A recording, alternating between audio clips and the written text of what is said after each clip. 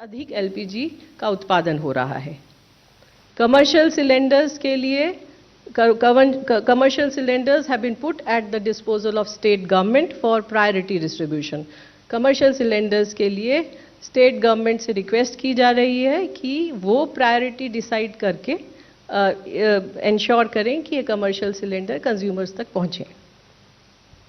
इसी तरह additional allocation of 48,000 kiloliters of kerosene has been done, and the states have been requested to identify the locations in the district for the distribution of kerosene.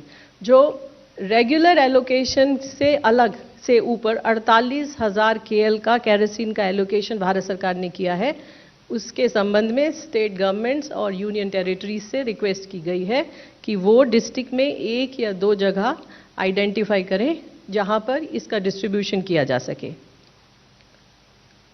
Alternate fuel options को activate करने के लिए Coal India has already issued the order so that the coal is made available to small medium and other consumers. Small medium और other consumers specially the hotels and the restaurants hospitality को coal की उपलब्धता ensure कराने के लिए कोल ministry के द्वारा already order issue किया जा चुका है। अंत में मेरी आपके द्वारा सभी देशवासियों से अपील है कि घबराएं नहीं, पैनिक बुकिंग से बचें। इसके अलावा एलपीजी डिस्ट्रीब्यूटर के पास जाकर लाइन लगाने की आवश्यकता नहीं है। There is a system of online booking and large number of people, I mean you can see almost 83% of the people have booked the cylinder either through IVRS, SMS, WhatsApp booking or mobile application of the OMCs. So IVRS के द्वारा, SMS के द्वारा, WhatsApp के द्वारा और mobile application हमारी oil marketing companies की mobile application के द्वारा गैस सिलेंडर की बुकिंग की जा सकती है। कृपया उसका उपयोग करें। हमारी ये भी आप सभी के माध्यम से देशवासियों से अपील है कि जितनी ज़रूरत है ज़रूरत के हिसाब से बुकिंग करें और पैनिक बुकिंग न करें। And in the end I request the media to help disseminate correct information and rely on official sources so that unnecessary panic can be avoided. Thank you. धन्यवाद। अब मैं ministry of port, shipping and waterways के विशेष सचिव राजेश कुमार सिन्हा जी से अनुरोध करूंगा कि वे maritime और शिपिंग से जुड़े हुए मुद्दों के बारे में जानकारी दें। धन्यवाद। नमस्कार। स्ट्रेट ऑफ हॉर्मुज के पश्चिम तरफ जो पर्शियन गल्फ है उसमें 24 इंडियन फ्लैग वेसल्स हैं, जो कल भी उतने ही थे, आज भी 24 वेसल हैं। उसमें 677 भारतीय नाविक हैं। स्ट्रेट ऑफ हॉर्मुज के ईस्ट में पूर्वी साइड में जो गल्फ ऑफ ओमान है उसमें 4 वेसल थे कल। एक उसमें से मूव किया है जग प्रकाश, जो एक ऑयल टैंकर है। तो अब वहाँ पे 3 भारतीय फ्लैग के वेसल्स रह गए, उसमें 76 इंडियन नाविक हैं। इसके अलावा टोटल गल्फ रीजन में करीब 23,000 इंडियन नाविक हैं जो across merchant, harbour, offshore vessel वगैरह में काम कर रहे हैं। और डीजी शिपिंग इन सभी से निरंतर तरीके से संपर्क बनाए हुए है। जो उनकी इंगेजमेंट एजेंसी है, आरपीएसएल कहते हैं उनको, रिक्रूटमेंट एंड प्लेसमेंट सर्विसेज लाइसेंसी, तो डीजी शिपिंग के लाइसेंसी होते हैं, उनके द्वारा जो हमारी भारतीय मिशन है इन कंट्रीज में उनके द्वारा, और जो भी और स्टेक होल्डर हैं उनके द्वारा, इन सभी से संपर्क लगातार बना हुआ है। इस पे एक डीजी शिपिंग ने एडवाइजरी भी जारी की थी 4 मार्च को, निरंतर करती रहती है, समय समय के अनुसार करती रहती है। एक 4 मार्च को पुनः जारी किया है और वो कम्युनिकेशन डीजी शिपिंग सभी को एक साथ भेजता है। तो करीब 7.5 लाख जो इंडियन सीफेरर हैं सभी को डीजी शिपिंग ने एक कम्युनिकेशन भेजा, इस एडवाइजरी को भेजा, जिसके थ्रू जो डीजी शिपिंग की 24/7 हेल्पलाइन है उसके कॉन्टैक्ट डिटेल कि कोई भी असिस्टेंस, किसी भी तरीके की आवश्यकता हो, सहायता की ज़रूरत हो, तो आप डीजी शिपिंग से संपर्क कर सकें, इसके लिए उनको अपडेट किया है। ये निरंतर करते रहते हैं, बट इस परिस्थिति में विशेषकर से दोबारा किया है। इसके अलावा 28 फरवरी से डीजी शिपिंग की जो 24/7 कंट्रोल रूम है, डीजी कॉम सेंटर बोलते हैं उसको, उसमें 28 फरवरी के बाद, ये निरंतर चलती है, पूरे साल चलती है, बट 28 फरवरी के बाद से इस सेंटर में करीब 2425 कॉल रिसीव हुई हैं और करीब 4500 ईमेल रिसीव हुए डिफरेंट सीफेयर से, सीफेयर के फैमिली मेंबर्स से और अदर स्टेक होल्डर से, किसी भी प्रकार की सूचना की जानकारी के लिए या किसी मदद के लिए। और इसी संदर्भ में डीजी शिपिंग ने जो भारतीय नाविक हैं गल्फ रीजन में, जिनका एम्प्लॉयमेंट का टर्म खत्म हो गया, वो साइन ऑफ कर चुके हैं शिप से, उसमें करीब 200-225 भारतीय नाविकों को भारतवर्ष में वापस लाने का भी सफलता से किया, और वो भी हमारी एम्बेसीज के क्लोज कोऑर्डिनेशन के साथ किया। और जैसा मैंने बताया, मैं इसको रिआइट्रेट कर रहा हूं, दोबारा बोल रहा हूं कि सारे भारतीय वेसल्स और सारे उस पे भारतीय नाविक, उनकी एक्टिव मॉनिटरिंग हो रही है, जिससे उनकी सेफ्टी और सिक्योरिटी इंश्योर हो सके।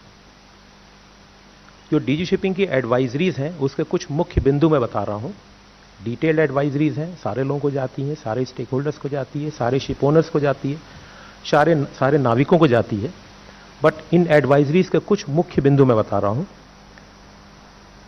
डीजी शिपिंग की जो कम्युनिकेशन सेंटर है, डीजी कॉम सेंटर, जो 24/7 चलती, उस हेल्पलाइन को या उसके ईमेल की मदद लें किसी भी आवश्यकता के समय।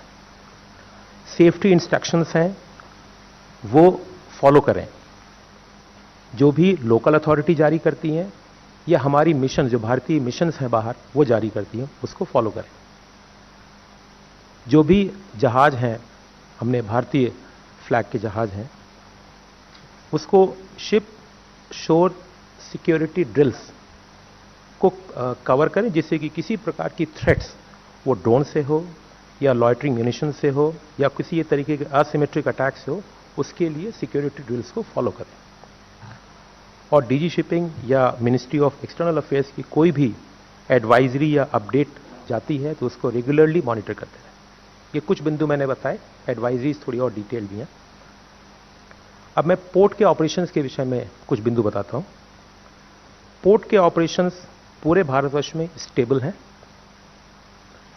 और सारे मेजर पोर्ट और अदर देन मेजर पोर्ट्स, जो स्टेट मैरीटाइम बोर्ड के अंतर्गत भी आते हैं, उनके लिए एक स्टैंडर्ड ऑपरेटिंग प्रोसीजर जारी किया हुआ है, जिससे कि वो सारी शिपिंग लाइंस और एक्सपोर्टर्स के साथ समन्वय बना के रखें, उनके साथ कोऑर्डिनेट करें और उनकी कोई भी ग्रीवांस हो उसको टाइम बाउंड बेसिस पे रिड्रेस करें। हर मेजर पोर्ट पे एक सिंगल पॉइंट ऑफ कांटेक्ट भी बनाया गया है नोडल ऑफिसर की तरह से, और वो सभी को कम्युनिकेट किया गया है। एलपीजी वेसल्स को, एलपीजी कैरियर वेसल्स को मेजर पोर्ट्स पे प्रायोरिटी बर्थिंग दी गई है, और ports have also implemented facilitation measures such as permitting storage of affected Middle East bound cargo as transshipment cargo, allotting additional storage space, ad hoc vessel berthing, prioritizing handling of perishable and returning export cargo, expediting back to town movement in coordination with customs, and enhancing bunkering support wherever feasible. इस crisis जो gulf reason में स्थिति है, उसमें unfortunately, जैसा मैंने कल भी बताया था, 3 कैजुअलिटी, भारतीय नाविकों की 3 कैजुअलिटी रिपोर्टेड हैं। एक नाविक मिसिंग है। इसके अलावा 4 नाविकों को थोड़ी इंजरी हुई थी, लेकिन अब सभी बाहर आ गए, जिनको इंजरी हुई थी सब बाहर आ गए हैं और उनको मेडिकल ट्रीटमेंट दिया जा रहा है। डीजी शिपिंग सारे जो नाविक हैं, उनके घरों के, उनकी फैमिली से या उनके नेक्स्ट ऑफ किन से संपर्क में है। कल की ही बात है, हमारे एक बहुत सीनियर अधिकारी डीजी शिपिंग के, वो एक नाविक के जो एमईए ने कल ब्रीफ किया था, उनके घर पे गए, उनके परिवारजनों से मिले भी गए। इंडस्ट्री और स्टेक होल्डर्स से हमारा रेगुलर इंटरेक्शन है, जिससे कि हम जितनी असिस्टेंस हो सके उनको प्रोवाइड कर सकें, अपने मैकेनिज्म के थ्रू, डीजी शिपिंग के थ्रू या पोर्ट्स के through. Authorities, ship managers and recruitment agencies are closely coordinating with Indian embassies and local authorities to ensure safety and render all assistance. Ministry of Ports, Shipping and Waterways, we continue to closely monitor the prevailing maritime situation in the Persian Gulf region, which is continuously evolving. Thank you. Thank you Rajesh Sinha ji. अब मैं external affairs ministry से additional secretary XP Shri Randhir Jaiswal ji से अनुरोध करता हूं कि वो diplomatic and external affairs के पर्सपेक्टिव से कुछ जानकारी दें। Thank you, sir. We have continued our engagement and conversations with countries in West Asia. जैसा कि आप जानते हैं, कल हमारे प्रधानमंत्री की ईरान के राष्ट्रपति माननीय डॉक्टर मसूद पेज़ेश्कियान से बात हुई। प्रधानमंत्री ने अपनी बातचीत के दौरान हमारी जो प्राथमिकता है भारतीय नागरिकों को लेकर, उनकी सुरक्षा को लेकर, उनके हित को लेकर, इसके बारे में उजागर किया। साथ ही साथ उन्होंने जो महत्व है ऊर्जा और सामग्री के पारगमन का, इसके बारे में भी उन्होंने उल्लेख किया।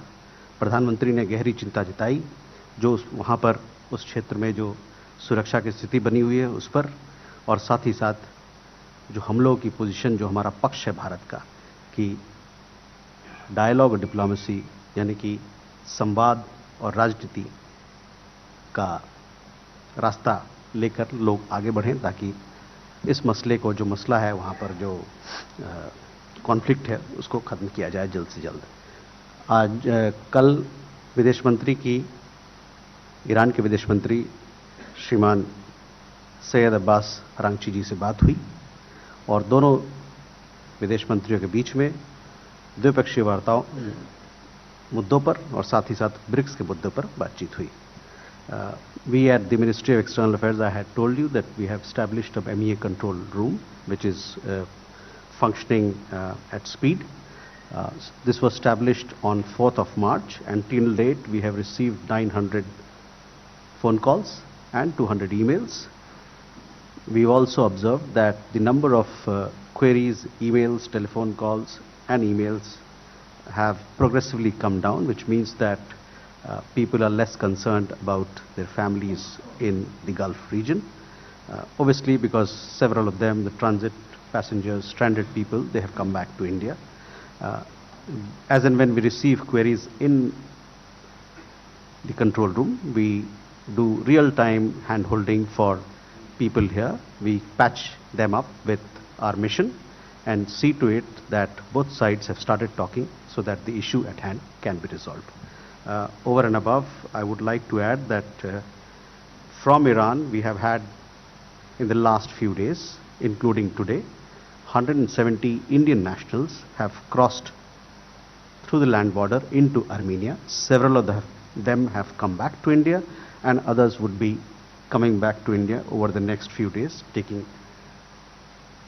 commercial flight options that are available from Armenia to India.